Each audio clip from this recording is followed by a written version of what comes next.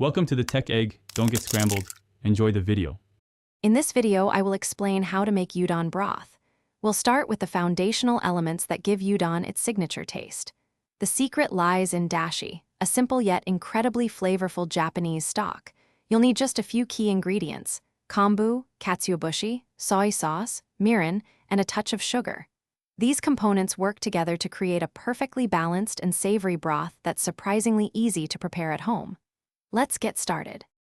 Now, let's craft our dashi base. Begin by gently simmering a 4-inch piece of kombu in 4 cups of water. It's important to remove the kombu just before the water reaches a boil to prevent any bitterness. Next, add 1/2 cup of katsuobushi, or bonito flakes, and let it simmer for just about 30 seconds. Finally, strain the liquid through a fine mesh sieve to separate the clear dashi from the flakes. This pure dashi is the heart of our udon broth. With our dashi ready, it's time to assemble the full udon broth. Return the dashi to a clean pot. Now, we'll add the seasonings. Stir in 1/4 cup of good quality soy sauce, followed by 1/4 cup of mirin, which adds a lovely sweetness and depth. To balance everything out, add 1 teaspoon of sugar.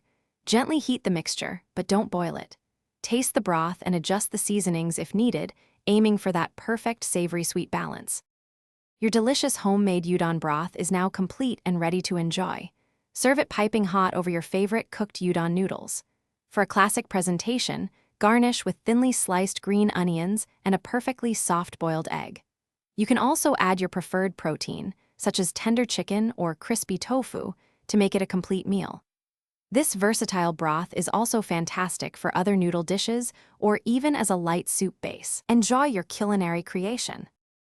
Thanks for watching. Consider subscribing if I helped unscramble your problems.